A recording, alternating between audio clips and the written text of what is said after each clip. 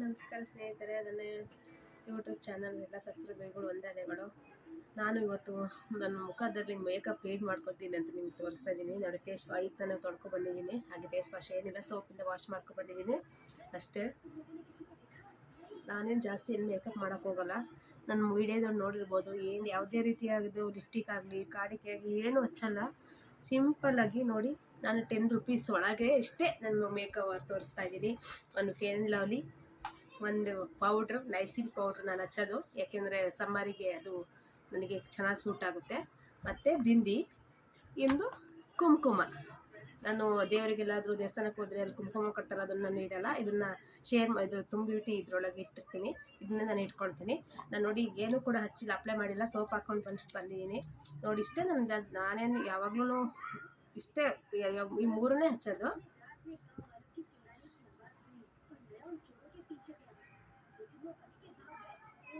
Original ಯಾವುದೇ ಥರದ್ದು ಯಾವುದೇ ಪ್ರಾಡಕ್ಟ್ ಆಗಲಿ ಏನು ಯೂಸ್ ಮಾಡಲ್ಲ. ನೀವು ನನ್ನ ವಿಡಿಯೋ ನೋಡಿದ್ರೆ ಗೊತ್ತಾಗುತ್ತೆ.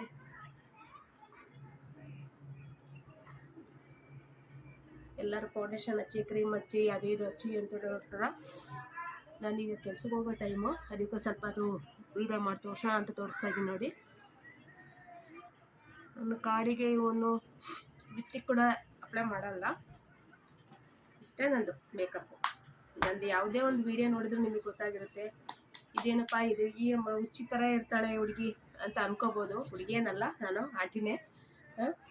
ಇದಿಷ್ಟೇ ನಾನು ಅಪ್ಲೈ ಮಾಡೋದು ಯಾವಾಗಲೂ.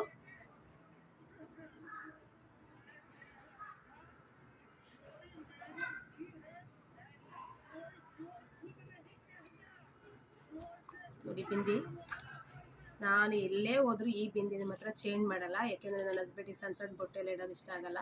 ಅದಕ್ಕೋಸ್ಕರ ನಾನು ಯಾವುದೇ ಫಂಕ್ಷನಿಗೆ ಹೋಗಲಿ ಅಥವಾ ಎಲ್ಲೇ ಹೋದರೂ ನಾನು ನನ್ನ ಥರನ ಎಲ್ಲೂ ಬಿಟ್ಕೊಟ್ಟಿಲ್ಲ.